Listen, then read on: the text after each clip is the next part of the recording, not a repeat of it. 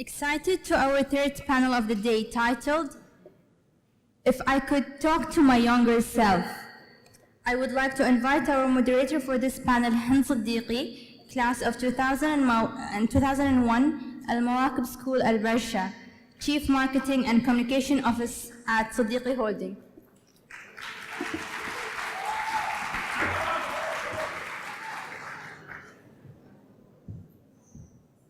Good afternoon, everybody. I hope you enjoyed your lunch, but you didn't eat too much so that you're focused with us. I would like to invite our fellow panelists to the stage. We start with Mrs. Huda Ahli.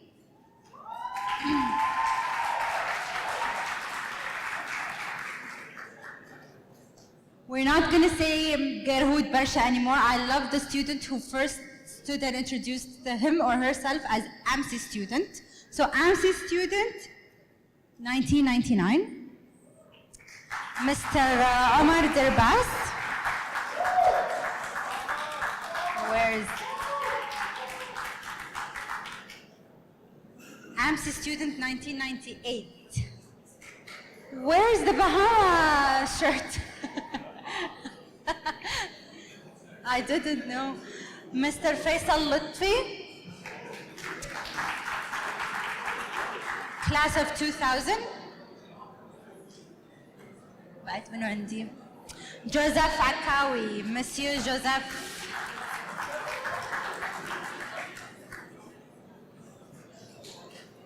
Sally Yaqub. And last but not least, Nisreen Shaheen. Yes. And the last minute addition to this panel, and backed by popular demand, Mr. Marwan Al-Awadi, also known as DJ Bliss.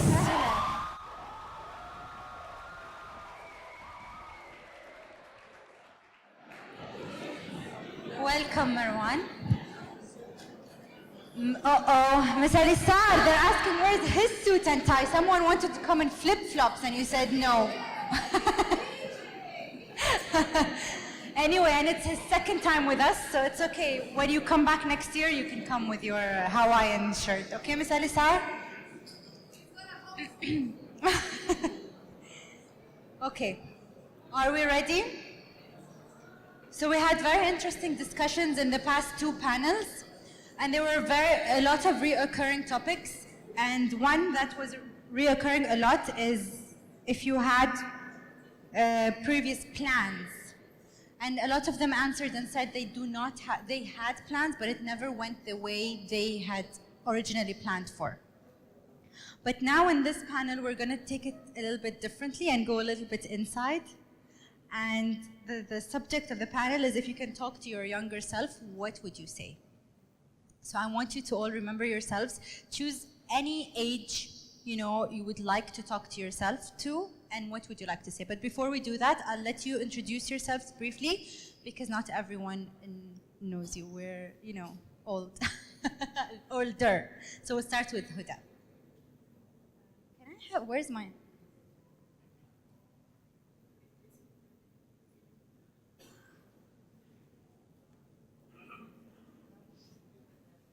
Good afternoon. This is Huda Abdurrahim, class of 1999. I'm a mother of 4 kids who already started their journey at Al-Mawaqib Barsha in 2006. I can say I'm a hard-working 24/7 mother.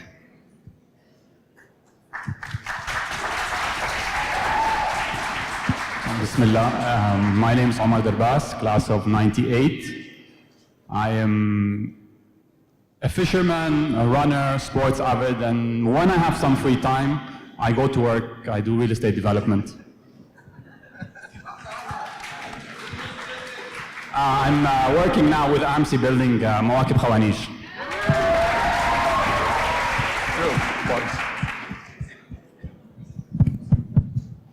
Assalamu alaikum. My name is Faisal Lutfi and I am the CEO of Dubai Customs World. I graduated in the year 2000 with an average of C-.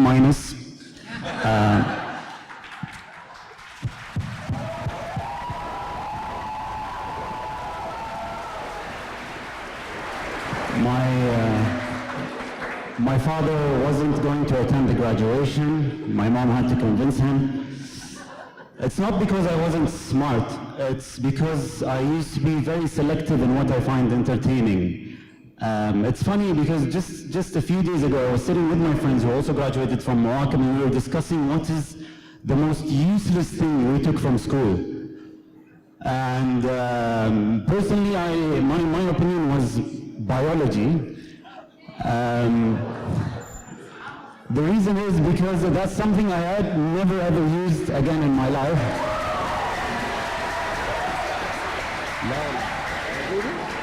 Where is Miss Malak? Miss Malak is here?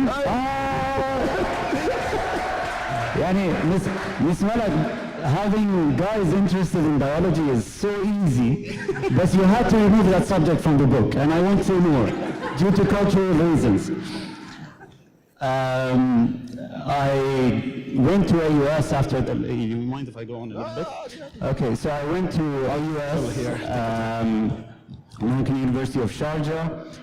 I didn't do very well. I was always an average student as well. My highest grade was in the ADD test, which I did. ADD means attention deficiency disorder, so I didn't have that much of an attention. I ended up graduating from Middlesex University, and moving fast forward, I'm now the CEO of one of the biggest contributors to Dubai government financially.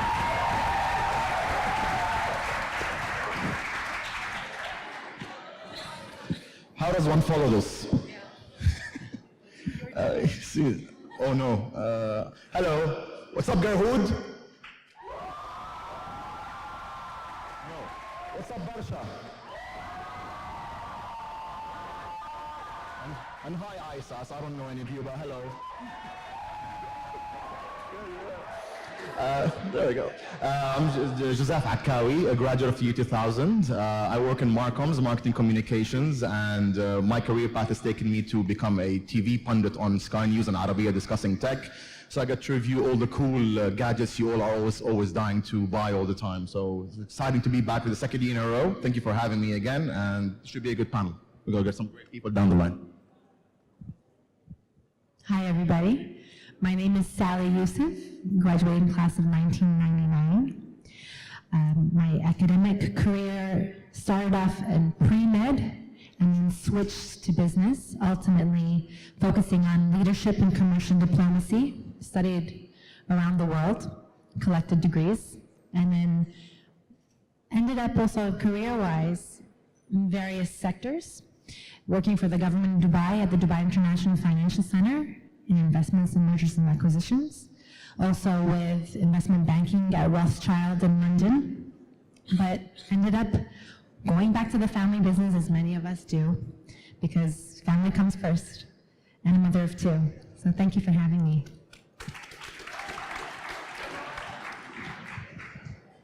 Hello, my name is Nasreen Shaheen. I graduated from Mawakib Garhoud in 1998. One last time. And then I went to AUD, studied creative advertising and visual communication. For one of the fortunate ones, I'd say, that I remained in my field for all my career experience. I moved from Leo Burnett to Saatchi & Saatchi, and then I decided to leave the corporate world and start my own design studio 4 years ago. So I'm the founder of Hatch.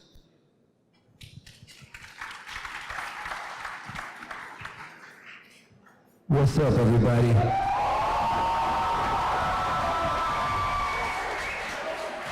This is how you use a microphone. I just thought something was wrong with the voices. First of all, I want to say thank you to Ms. Elisar, who got me on the panel last minute. Literally last night I spoke to her. My name is Marwan Parham Al-Awabi. I graduated from Mawakib Garhoud. Hey, it was by default. We didn't have Barsha. If I could go to Barsha and play football and set on a grass pitch, I would have done that, trust me. Yeah, so me and all my siblings, we all graduated from Mawakib Garhoud, including my sister Sahar, who spoke earlier today. I also, like Faisal, graduated with a C minus. I didn't do that great in school, but hey, I love the school and they love me back. My parents told me to study computers, so I studied that. Graduated from a university called the University of Dubai. Didn't do anything related to computers after that. I became a radio presenter, a DJ, a TV presenter. Then I got into music production. And right now I'm doing YouTube videos, and they're lit. Thank you.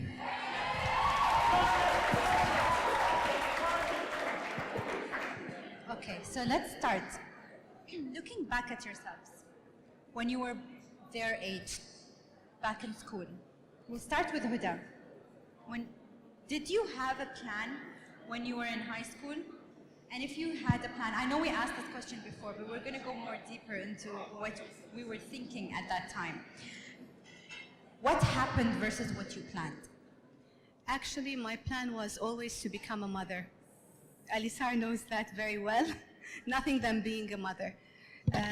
As I achieved that, I have discovered that I have many talents and skills in the way I'm raising my kids. So that was when the change came. I started changing the way I parent them. I made them more self-confident, more self-reliant. I started to look more into their education, the new way of education. After that, I saw how the society around us was changing, and it was a very quick change. I can call a quick, innovative change.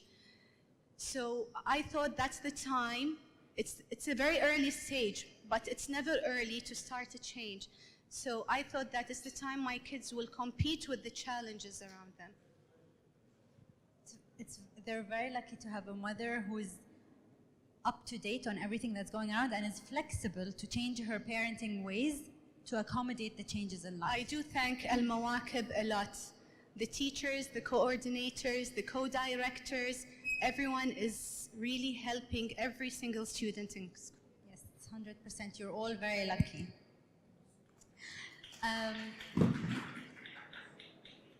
Faisal, let's ask you, if you would go back in time, what would you change? Is there anything that you would change in your younger self that could probably impact your life today?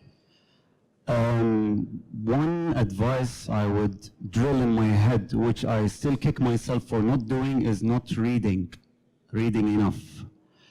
The reason being is because the more you know, the better decisions you can make in life, and life is all about decisions. Any step in life is making a decision. So I would say reading is one thing which I didn't do enough of, and I'm still struggling to catch up on my reading because I have to keep up with trade and securities and border control and what I do. The other thing is, on the other side of things, something which I'm happy I did when I was young is to go with my father and sit with his friends at an early stage to pick up the pace, to catch up. It's a shortcut to life. Yeah, of course, other than the conversations they have about women, but I think that goes along with every other guy. But the wisdom that comes out of these sittings is very important. And another person, a few other people here I want to give to do justice for is Saleh Al-Khayat is my cousin, by the way. His father is one of the most inspiring people in my life. Since I was young, even to his children, he always took us out of our comfort zone, sitting with his friends, making us have discussions with them on their level, and they're all, mashallah, big shots. Another person who recently affected my life is Khalid Sharaf's brother, who was until recently the group CEO of DP World. And when I became father, صح قلت father أنا قلت father. المهم Khalid Sharaf's father, who was the group CEO of DP World. So when I became CEO, I was just thrown in there, and I'll give you that story in a bit on how I became CEO and whether that was in my plan or definitely not in my plan. But it happened. So he took me under his wings and didn't fight me as we were both sharing the same chairman. Bilax, he took me under his wings and he gave me step-by-step advice on how to be a proper CEO, and this is how I've learned to be a CEO in the last 3 years. Okay, but looking at yourself at that age, was it easy for you to sit with your father and the older generation, or is it something that you would go back and you'll advise yourself to do more of? And what are the things that you learned from sitting with them? Actually, up until today, if you want to see me and my father and his friends come to Gerard every Friday morning, it's still old school in Jumeirah, and that's where we sit. So I'm still doing it, and I'm still learning, and I'm still picking up from them. So this thing never stopped, and I wish I'd done more of it, actually, if I had the time. Excellent. Joseph, would you like to add to Faisal's experience on it? No? Okay, please feel free to pick up on each other's conversation, okay? So it's not going to go only with questions, but if you have anything you would like to add to what he said, share your experiences. Mr. Adonis, did you want to say something? His mentor? Ah, okay. It's also an Amsi. Yes. Okay, excellent. Umar, what would you like to tell us about if you can talk to your younger self, your 15-year-old self or your 16-year-old self? What would you, or even younger, at a turning point in your life where you feel you want to go back and you can make a change by just giving your younger self an advice? First, I was talking to Nasreen and Sally now. To be here and talk and give advice when our teachers are sitting here, our mentors, it's humbling. I don't think we have that right, but since you invited us here, we'll talk. Looking back at 15, I think you guys discussed it, but my point is on the having a plan. I didn't have a plan. If I had to go back, I would have a plan. I think we were just going with the flow at that point. And again, I think a lot of this is repetitive. The ideas, because I think we all go through pretty much the same problem, is it was engineering, doctor, business. Basically, these are the options that you had or that's in your mindset. I never thought of the alternatives that you can have at work. So if I had a plan, if I had an idea, or put a plan of what it is that I like, I think maybe my decisions would have changed. But what influenced you not having a plan? What was the barrier that would go back and change? There was no barrier. It was just a matter of just going with the flow, honestly. At grade 12, first of all, we never had this opportunity. I think this generation has a better opportunity. They're a bit wiser than us. Going into an internship or having discussions with the older generation really, really helps. So I would advise that they do take that opportunity, learn from the elders, and try to get that chance of working as an internship before you make a decision for university. It's, again, I think the panelists had said it previously, that it's not binding what you study, but it would always help if you have some certain direction, which I believe I didn't, just because I never thought of it at that time. Okay. Marwan, let's ask you this question. You missed probably the past two panels. So we had mixed messages. We had people who said plan and have something in place, but be flexible in case you need to change that plan. And there was another group who said just go with the flow. So if we're talking to the younger Marwan, which advice would you choose for that? You know, since they told me this panel is called If You Would Talk to Your Younger Self, I've been talking to my younger self for the last day. And I think it's a mixture of both, to be honest with you. I think you should definitely have a good plan. It's important that you plan things. You know, all great things were planned. Nothing happened by mistake, whether it's a sports game, whether it was, you know, a business decision. It's always a plan that's in place. But it's also very important that you go with the flow too. There's this voice within, or like a feeling that only you know and only you have the answers to. So yeah, you have to ask a lot of questions. You gotta put a great plan together. But sometimes really the answer only you have. It's like getting married. You know, your parents tell you who to get married to, and your friends might be able to give you some suggestions, but the day you choose the person you're gonna get married to, something inside you told you that this is the person you're gonna spend the rest of your life with. I think it's important that you listen to that voice. Unless this voice is giving you some terrible advice, then don't listen, of course. But a combination of both, I think, would be the best answer.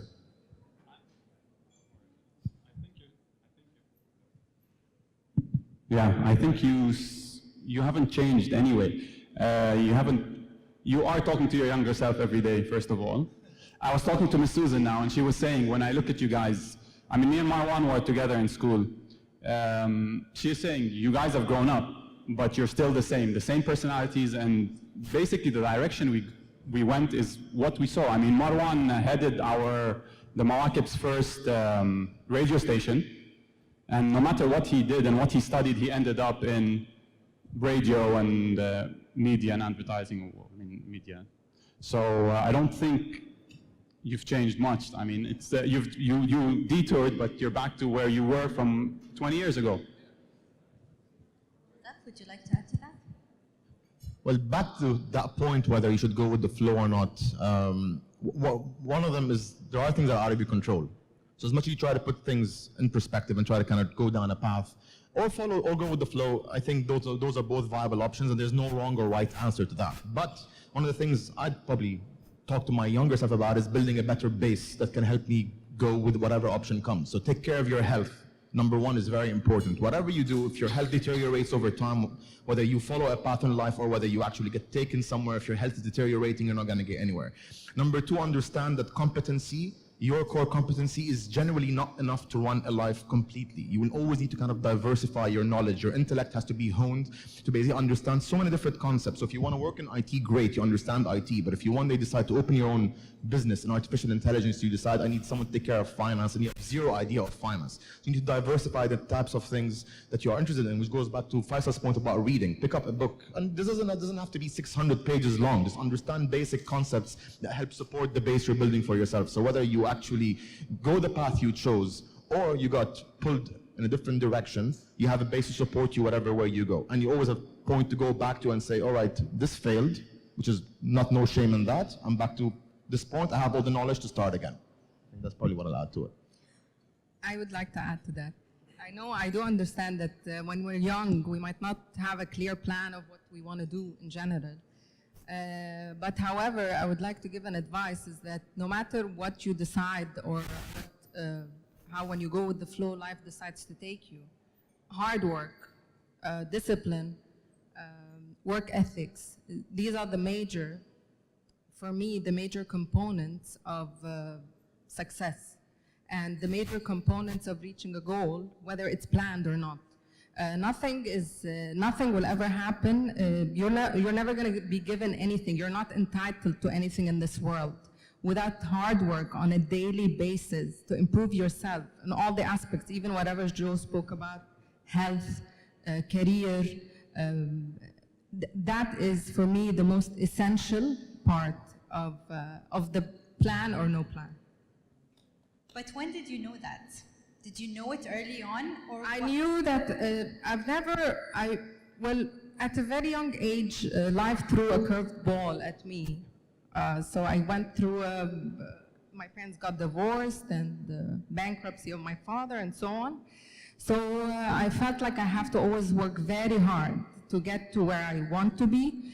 This did not stop me from being top of my class in Mawakib.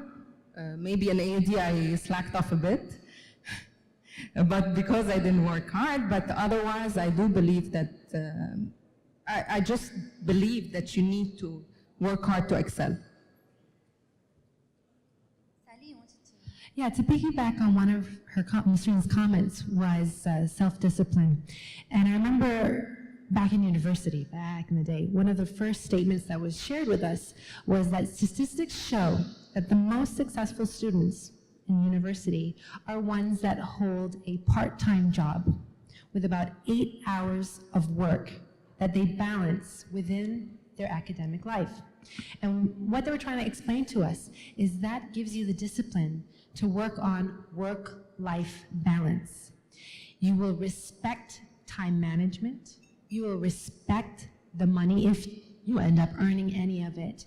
And you will focus more on your academic career at that time if you have other priorities beyond just meeting up with your friends, if you're here smoking shisha or anything like that, that could be, have negative connotations. So my suggestion to you is to work on finding as many internships as possible, or work at the university if you have that option, even if it's at the library, because that gives you skills to prevent you from being a constant procrastinator. I'll put everything off. That will lead to possibly a downward spiral in the first few years of your academic career. Can I just add one more thing?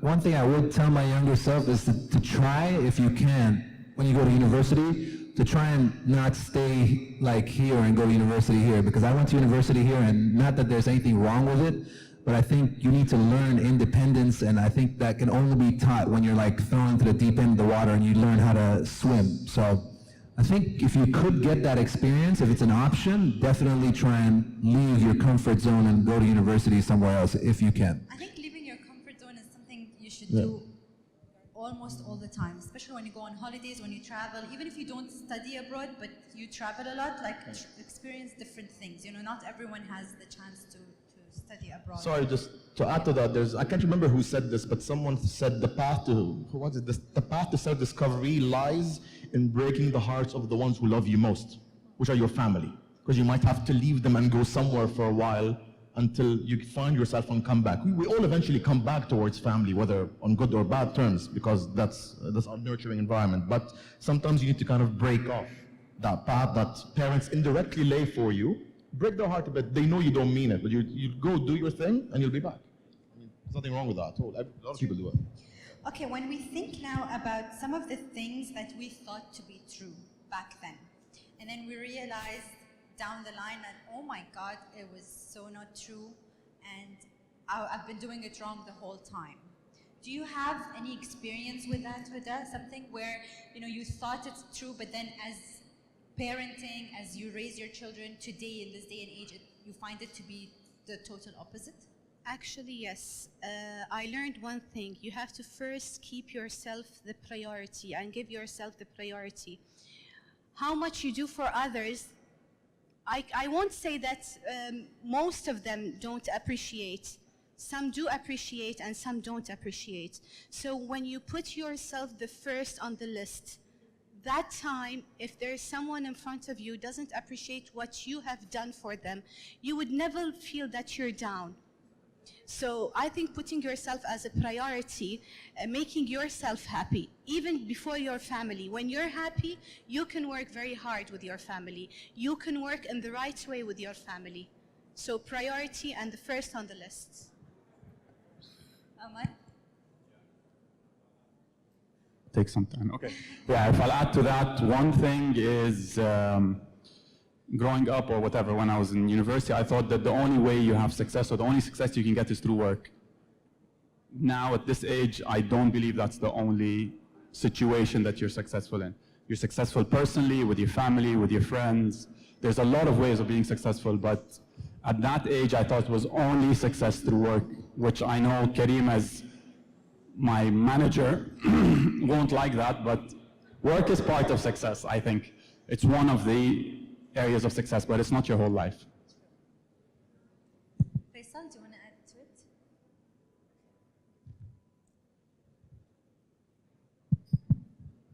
I totally agree with what Huda said, and I'll bring it out very bluntly. You have to be selfish in life. You have to think of yourself first. You know how when you go on an airplane and then they tell you if the plane falls, cover yourself first and then take care of your kids? Yes, that's exactly it, because the reality of the situation, nobody cares about you. When you come to reach and to get the experience which we've gotten, in the end, everybody thinks of himself first, so why should you sacrifice that time? Put yourself ahead of others, except of course your parents, and listen to your parents. Listen to them very well, because you will end up, whether you like it or not, you will end up becoming them.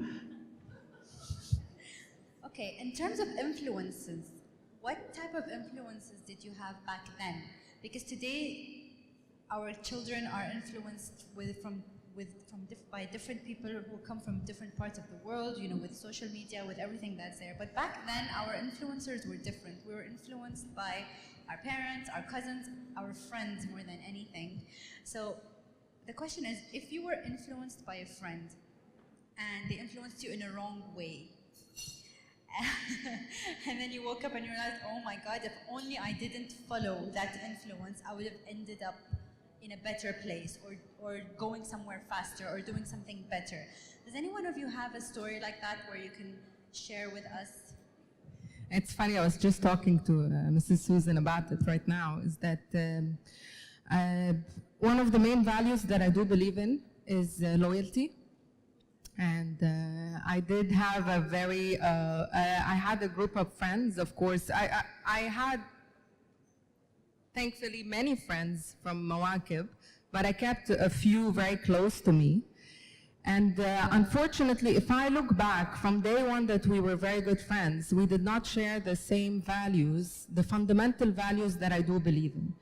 However, this lagged on for so long that only recently, and that's only 2 years ago, I've decided that these friendships, although I do believe in loyalty so much, that they are harming me in a negative way for so long, not even just back then as a teenager or so on.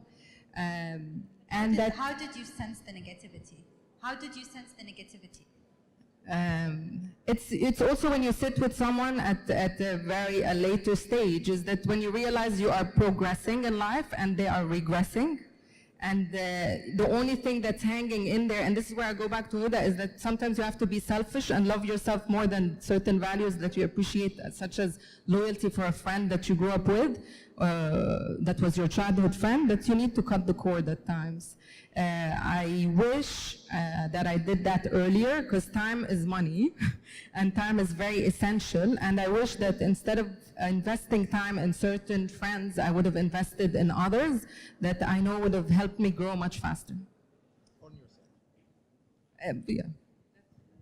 If I might add, a lot of inspiration happened from within this room. I remember particularly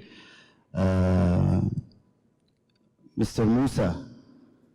Just can we give him a clap first before we start? I caught you off guard. I don't think he even remembers what he did. But let me tell you, before we graduate, he used to teach us physics back then. So before we graduate, he literally gave us 1 or 2 sessions, no physics, and he gave us hardcore, I'm preparing you for life. And he told us, guys, the guys in this room will be your best friends forever, or some of them, yani. And that is exactly true, how it happened, even though I would not choose them to be my friends now, but غصباً عني, I sit with them every week, and that is the case. Another thing he did was he prepared us for university, which we didn't, I don't know if the management changed now, but we didn't get any of that preparation back then in any school, I guess. He gave us a good peer session on how to register, how to go, what is it to expect, modules, and this was very important because as soon as I went to university, I remembered exactly that day, and I was like, I wish I listened to Sir Musa on that day, which I didn't that much, but at least you did your best. So he inspired me. Miss Susan inspired me a lot. She stood by me in a lot of occasions. She was my English teacher back then, and I think I have good English still now. My mother inspired me to stay in French lessons, and now I speak to presidents of states, African states, who the dominant language is in French. So I mean, I'm very. Something you probably didn't like to do when you were 15-year-old. Exactly, because all the guys in my class left French class. So now even the World Customs Organizations, the main language is French. And je parle un peu de français, mais j'ai oublié. Mais oui, encore avec l'africain accent, parce qu'on veut faire comme ça. I try. It's okay to have a C- average and come and show off, like 20 years later. Oh, if you want me to show off, I can go on and on, meeting Prince William, meeting the president, meeting Jennifer Lopez, okay, Justin Bieber I'm not proud of, but he's one of them. Okay. If your younger self, I keep saying your old self, your younger self comes back today, to the present time, do you think your younger self has what it takes to survive the millennium? I think he'll be a lot less stressed than we are. if your younger self comes I mean, back? depends on context, right? If someone just shows up now from the past into this era, who's not as digitally connected as most of us, who wakes up in the morning obsessed to check whether they received a retweet or an Instagram like or a Facebook post or an email, there was a level of stress that exists in today's generation that we didn't go through. In a way, we are the envy of this generation in a way because we are not bombarded all the time. Like we had to get woken out of bed to see major events. When stuff happened in school, televisions were rolled in on wheels and we had to wait. Today, you get over one explosion somewhere. By the time you got over the amount of news, something happened somewhere else, and something happened somewhere else, and you got over this story came out. You like this story came out, and everyone's fighting. Politics is all over the place. There's so much going on that I feel the early generation would show up and kind of go like, I'm okay. I'm not too bothered to keep up with everything. So do you think there's a factor that we had in our generation that today's children are missing? And if you can identify with it, then you wish that they have it, or they need to learn to. They need to learn to disconnect from technology. Everybody has to do that. You need to be able. Technology fasting. Oh. May I also add on a separate topic, but growing up, I think Mawakib school students are one of the younger graduates in comparison to the average. A lot of us growing up, we graduated at age 16 and 17, and I remember some of us were actually 15. And we were very naive. And personally, up until a few years ago, my main focus was to be a people pleaser. I was happy if everybody around me was happy. And I didn't listen to my own gut because it made me feel uncomfortable. And particularly to the women inside, young girls that are eventually going to be the future leader women here, I implore that you learn to be assertive. You have the confidence to say no. And also develop that inner power to know that you are the boss lady. Okay? I have been in experiences where in the work environment, there were some shady things going on. In fact, they could be considered illegal. And I knew something back in my head just wasn't making sense.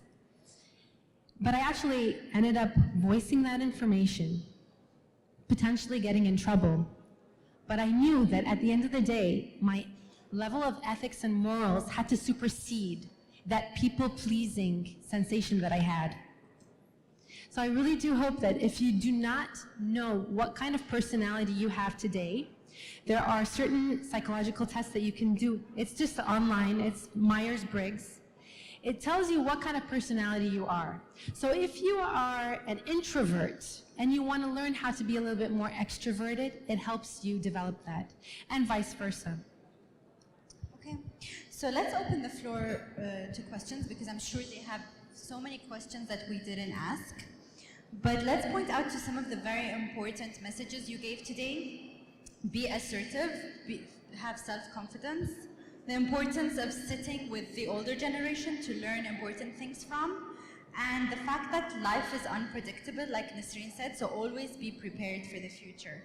And if you want to be something, then surround yourself with people who are successful, who are happy, so that you can become and mirror what they have. So let's start with a question session. Okay, I'm not.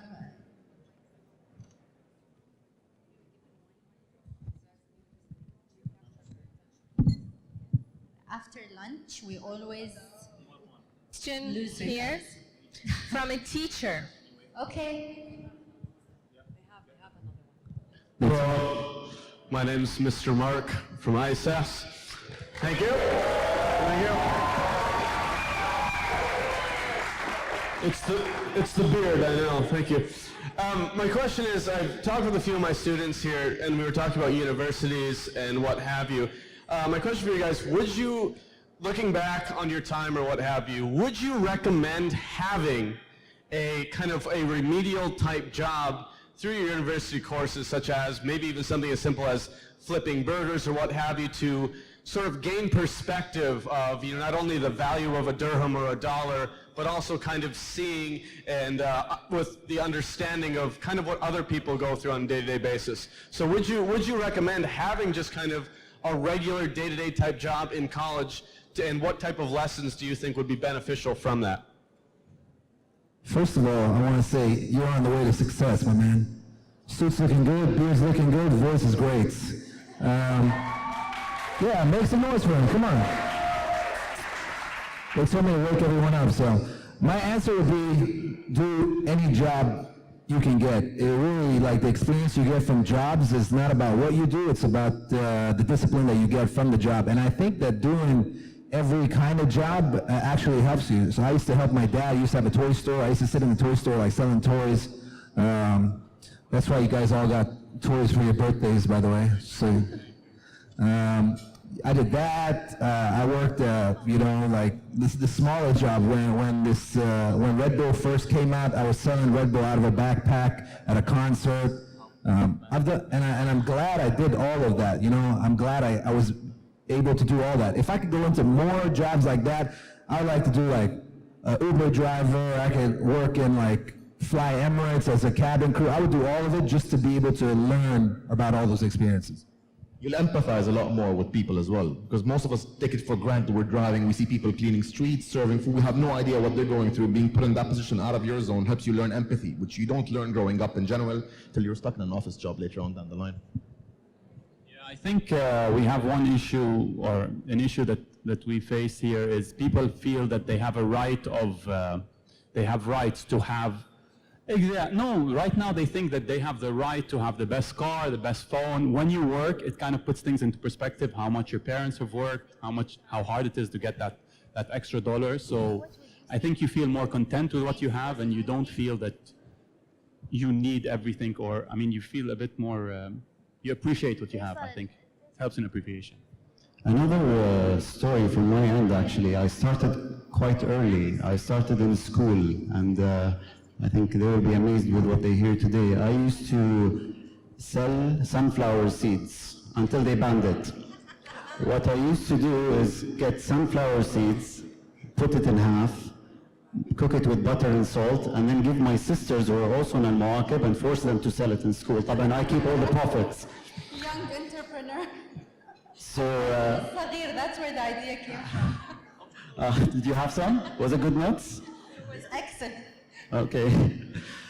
Then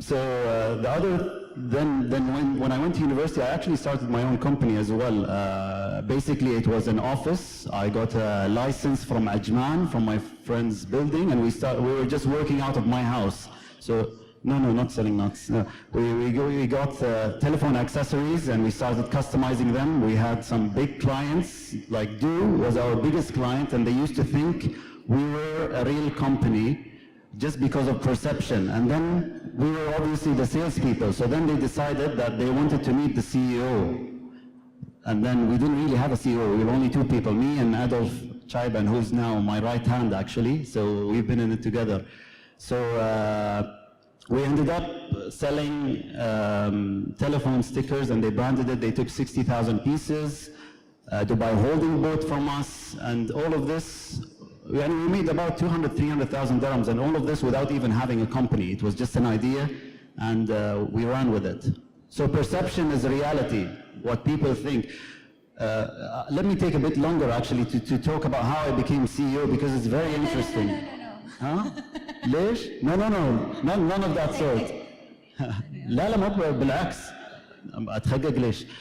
It's the opposite, actually. Yeah. I was actually working with Saleh in Dubai Tourism. Saleh used to be in Dubai Tourism before, and I used to go and complain to him that I'm not happy here. Should I just leave? And then people told me, no, you have a short presence on your CV. 3 years is not enough, which I don't believe, by the way. Anytime you have an opportunity, you go for it. Don't wait and just become a rotten tomato in the same place. No. Keep moving if you find the opportunity. So I went to Dubai Customs thinking I'll just go there for 2 years and then make money and then leave and start my own business. We had a trip to Italy, and I was the director there, the director of external relations, and I didn't even know that we had a new director general who came in place. So they told me, you're going to Italy.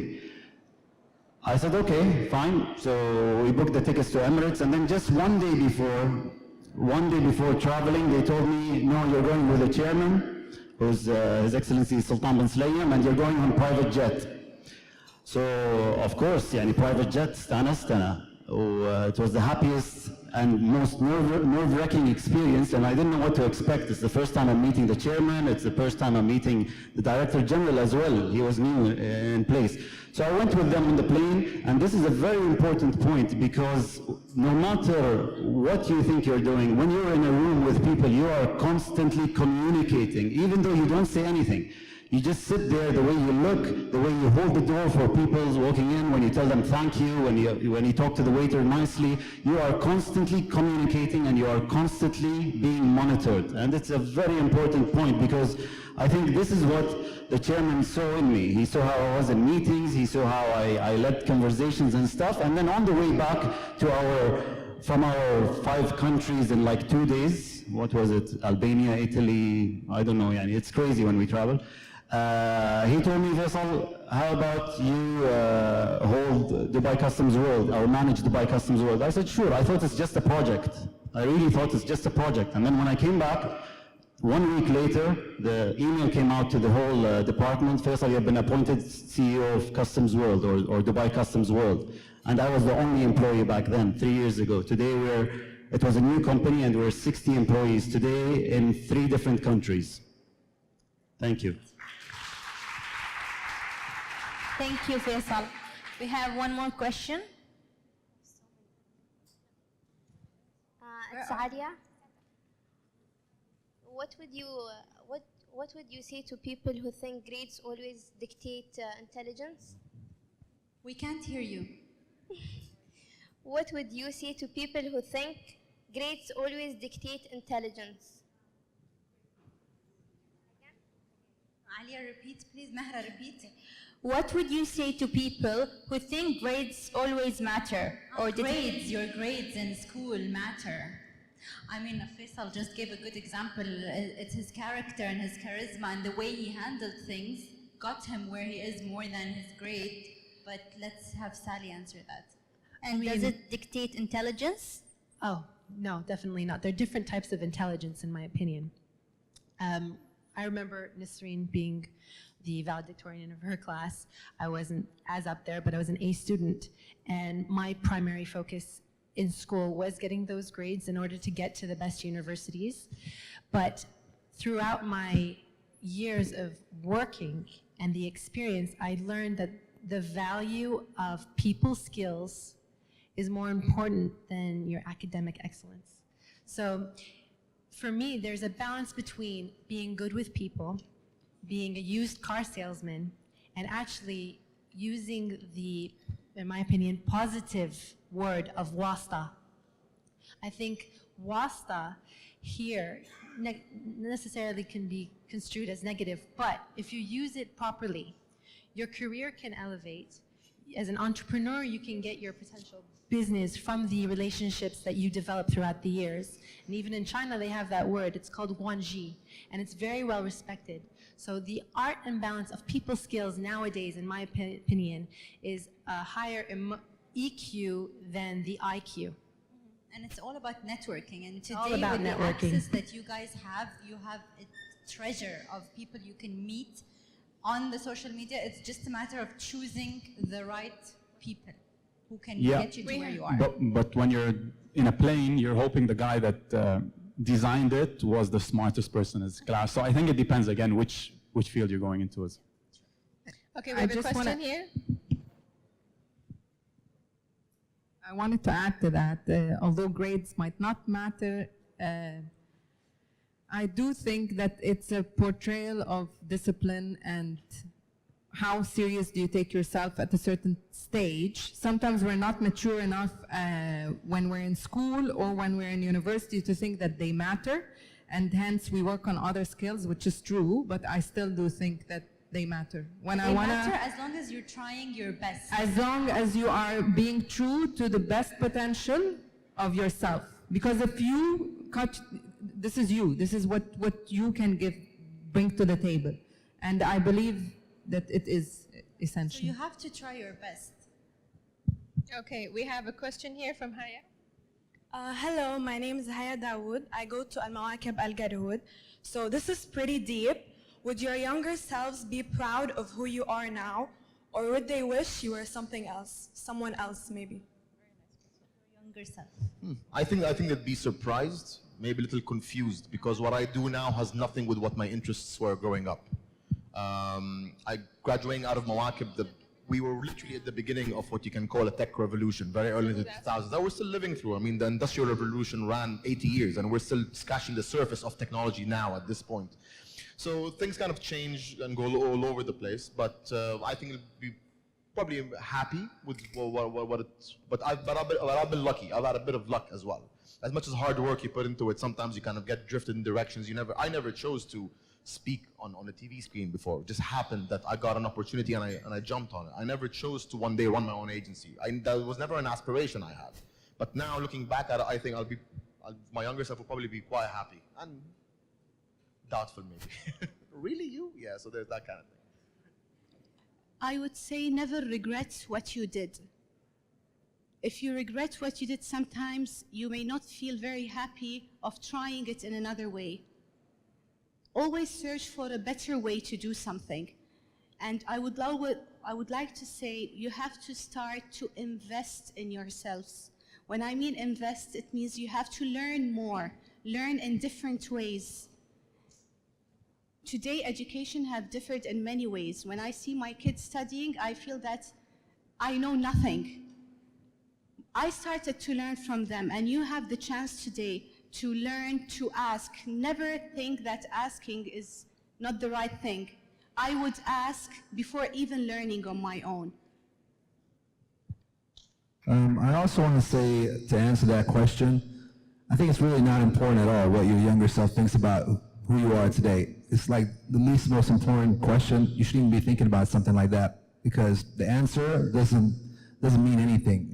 It's about what you think about yourself today and what you're doing right now. So, to go into your head to think about those kind of questions, you're wasting your brain time, I think, or an energy of yourself on something that, what if you had the answer? What if the younger self was disappointed in you, and what if your younger self was excited about you? What does that mean to you right now, right? I can't hear you. I can't hear you. Anything about yourself? She said that, will you change anything about yourself? Oh, would you change? Again, I mean, you can't, Even if I wanted to, you can't. I wouldn't, but even if you wanted to, you can't. I think just, forget about the past. Learn whatever you can to get to where you are today, and just think about who you are right now and who you want to be, because that's something you could change, and that's something that you could do better. Mahra, how are we on time? Thank you, DJ. We still have, let's say 15 minutes for more questions. So we have one more question here. Hi, my name is Mustafa Al-Miski. I'm from Al-Mawakib Barsha. My question is, how can you balance academics and extracurricular activities, for example, sports and social life, while still maintain your educational level as high as possible? Personally, I'm good at in both, but in college, we're gonna have high educational level. So how can I keep this high as it is in school?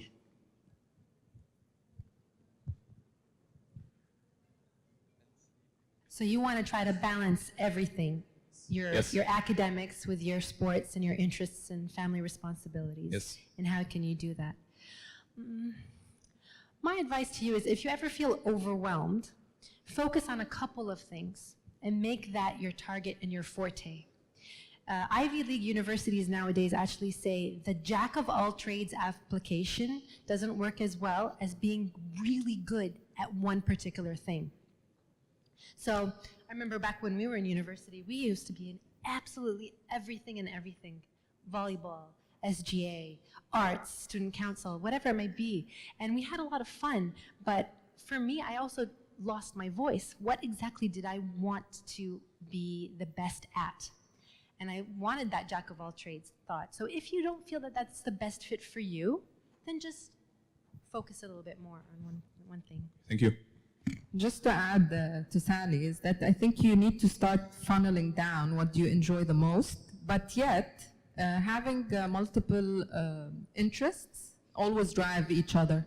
So it creates a much more balanced, but don't, as Sally said, just don't try to do everything at once. Later, you're going to start funneling. So instead of 10 activities, and that's what we were in Mawakib, it becomes 5, and then 3, and then, you know, you realize what you really just want to keep focusing on. But never just be work person or family person, or you need to have a kind of a 360 degree of.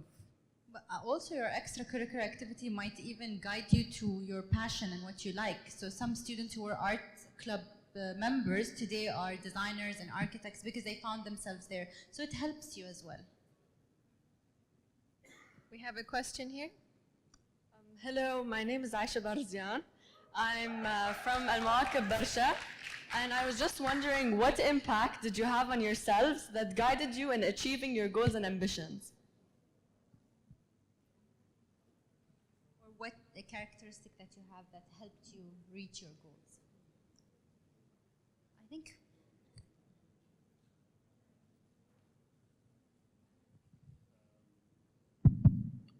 I believe mixing with my answer with another question that was asked about how important are grades. Yes, grades are very important, and ideally in this world, but another important characteristic is, again, your networking skills, your social skills, being around people, how comfortable you are in your own skin, how comfortable you are speaking in front of a large audience, all these things. Personally, to me, it mattered much more than my grades. Nobody ever saw my grades, to be honest. After a certain level in your career, they stop looking at your university grades. They stop looking. They just go to your achievements. What have you achieved by being who you are? Who do you speak to? How do you carry yourselves? And I think it's. I'll give you another example. Actually, I was looking for an assistant recently. And I had one of the CVs which shocked me, came to me, and it was a graduate from AUS, and she had brilliant grades, but experience, even though she graduated, I think before I graduated from university by 1 year, she was still wanting to be a PA, so it shocked me, and I said, let me have a look at why. So when I sat with her, honestly and straight to the point, she was the most socially awkward person I've ever seen in my life. So that's why, because of her personality, she never got to reach anywhere, and she's still looking to be at an entry-level job even after, what has it been, 10 years from graduating? Anna, 5 years, into? From graduating from school, from university. Yeah. 12, أنت كبير. No, okay. No, I'm kidding, we were in the same class. But. So yeah, personality is a social intelligence, emotional intelligence is, in my case, even more important than my grades, but it differs, again, specialization, as the sister said, and etc. And general knowledge in a lot of areas, so it won't harm you to read the newspaper from time to time or look what's going on around the world. To be able to have a discussion and a conversation with people, it says a lot about you.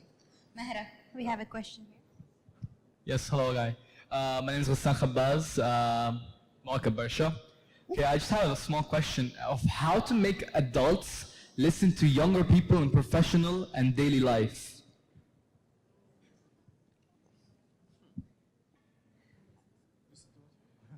I think in general, from my experience with my own family, I think when they see things, they believe them. So when you try to explain things, like when you go up to your dad and you say, there's a small dongle called a Chromecast, you put it into a television and you do this on your iPad and you watch everything. He's like, nah, get out of here, that doesn't happen. But then they see the application, next thing they're not talking to you anymore. They're sitting on the iPad the entire day. So once they actually understand how the application itself and they see it live in front of them, I think they have much bigger proclivity to actually understand something you're trying to explain. Because some of the ideas that if you were trying to explain today to someone that there are two machines that have been programmed to talk to each other and now they're having a conversation without you, try explaining that to anyone from our generation and then eyebrows would go up. Like, how is that even possible? So the generations before us would struggle even more to understand such concepts. But I think them seeing it would be what you should kind of run with. By the way, why are you asking this? Are you trying to convince them of something and you're not? I'm just curious. What's the thing you're trying to convince them of? He's talking to you. Oh, yeah, speak.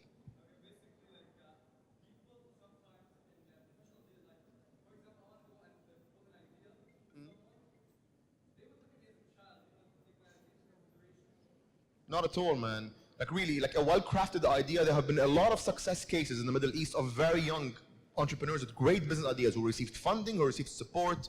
So do your homework here if you want to add. Definitely do your homework. If it's in the professional environment, you have to assess and predict what questions you will be receiving in that presentation, and you have it, by the way, I got it all rolled out for you.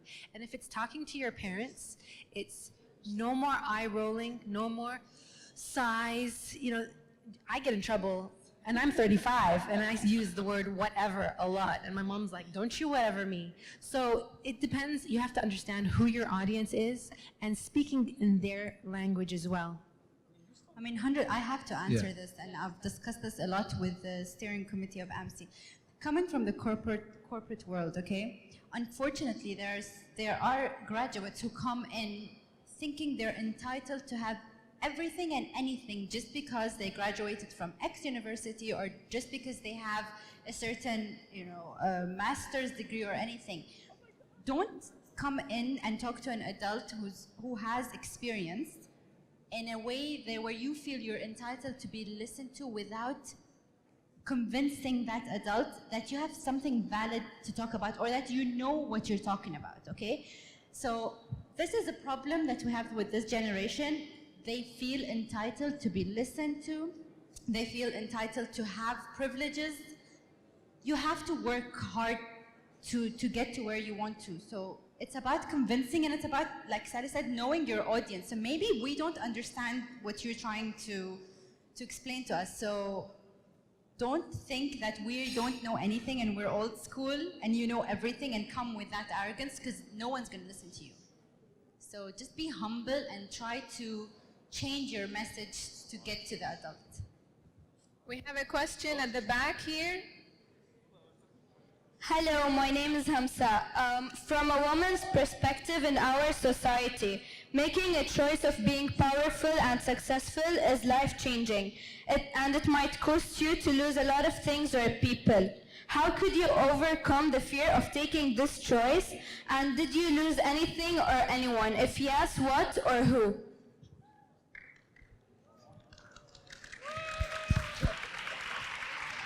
So just to reiterate the question, as a woman, there are sometimes decisions that make you end up sacrificing other opportunities. Is that what it was? Yes.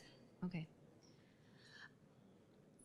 Well, if I took it from a balance of work and life, you end up wanting to be the best at what you do in the corporate setting. And then you go, now what? If you marry too young, have you married too young? If you married too old, have you? There's a balance of motherhood, of sisterhood, of daughterhood that you need to be able to do that I don't think gentlemen have that burden and pressure, especially in this region. I don't know. Especially in Dubai. I would like to tackle this question differently. I really, the past 5 years, everything we hear about is women in leadership and feminist and empowering women. And honestly speaking, as a woman who has her own business and worked hard on it, I don't think that we should anymore think of gender when we're discussing success or discussing progress. This is not a gender related. We're human, whether it's a man or a woman. So I don't want anyone to come and approach me as a woman, approach me as a person in the professional sense. However, I am not a feminist, to tell you the truth, because I do still believe that a man is a man and a woman is a woman in their own ways. But when it comes to success, I don't agree on gender naming. I think we have, We have, let's say 2 more questions and we're done. 4 questions. Assalamu alaikum. I have a question for you guys. It's a general question between people. So, how do you deal with the people trying to bring you down? Like, from your experience, like maybe you had it before, like I had, and I dealt with them, but I want to know more about it. So, how will you deal with them? Well, people who try to put you down.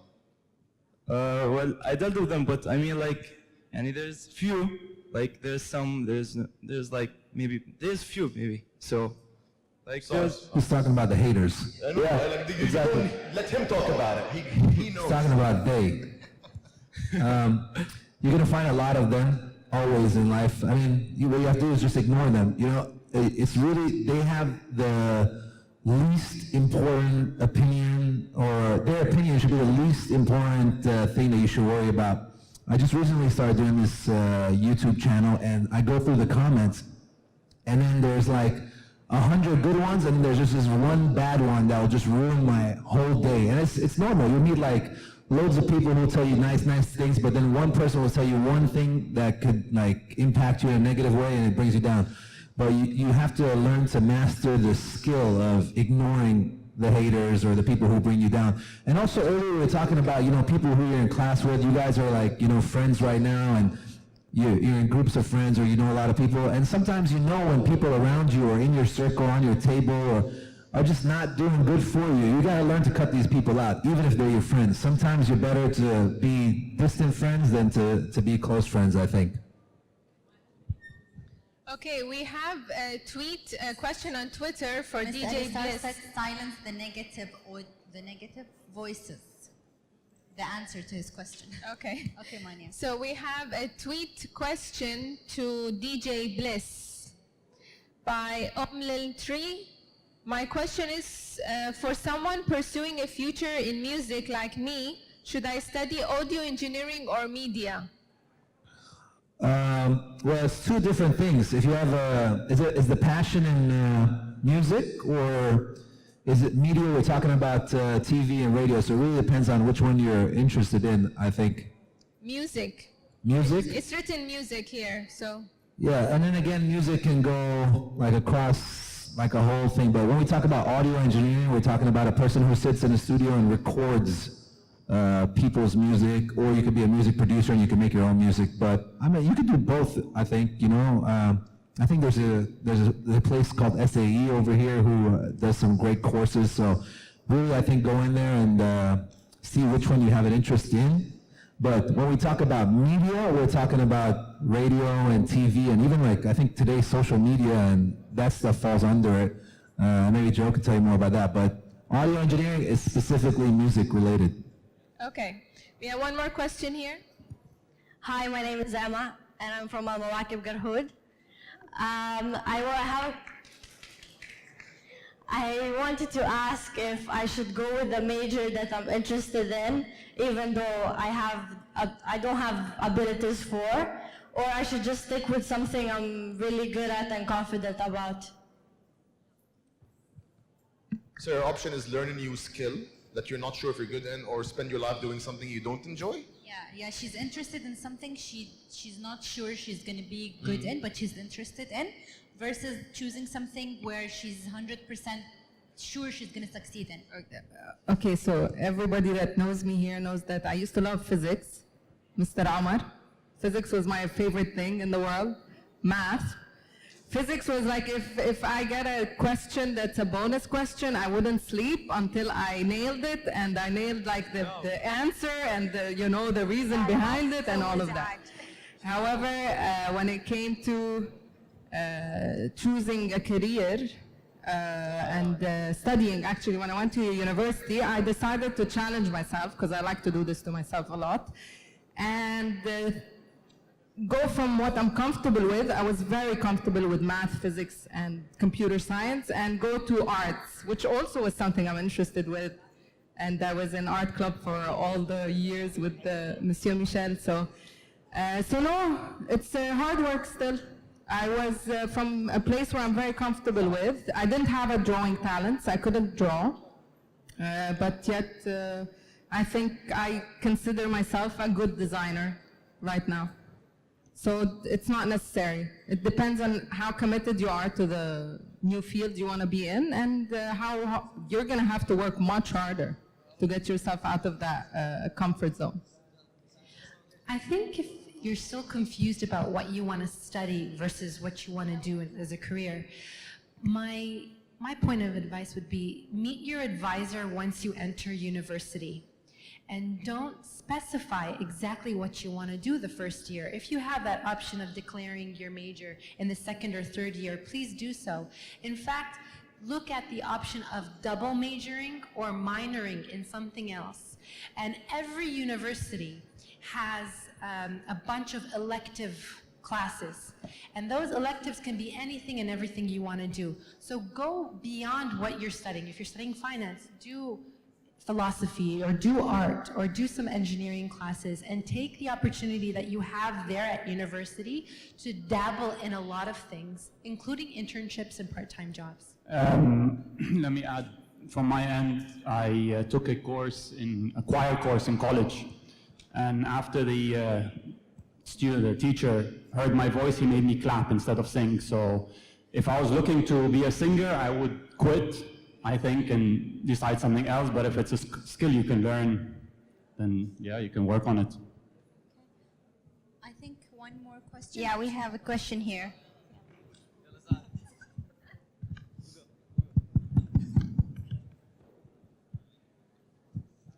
Hello, my name is Saad. I am from Barsha, Mawakib Barsha.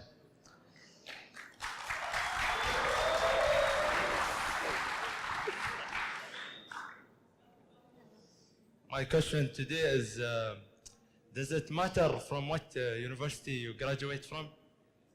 Like, you know what? For what? For career advancement? Yes, yes. yes. For the job? Yes, yes. Faisal? I mean, just one specific thing before you dive into it. For MBAs in specific, it's very important because some universities offer you something that's extended beyond just education. An example would be NSAID. You'd be able to graduate from a school and actually build a network of contacts globally who all work in very prominent positions. So yes, plus your actual degree, which will be very impressive as a degree on its own, you're going to be able to build a business network that is invaluable down the line for MBA.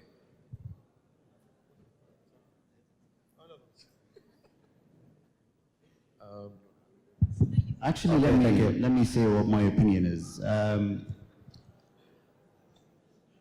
It does matter for just a few universities. It's the branding, again, the perception, the Tufts, the Harvard, the Oxford, NCR, just to name a few. The rest, honestly, it doesn't really matter. It's all under the same category. This is my personal opinion. Again, don't quote me hardcore for it.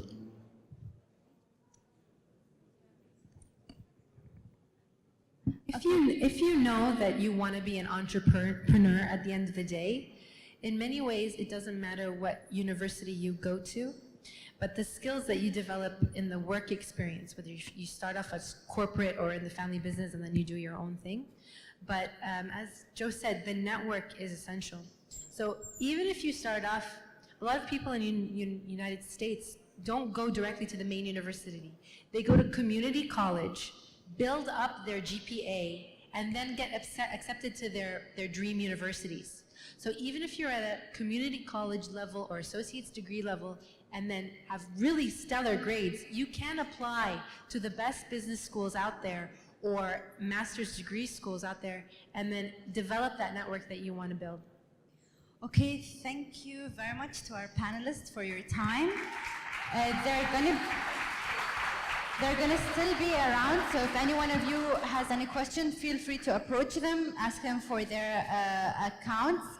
Let's take a group picture before our next guest arrives.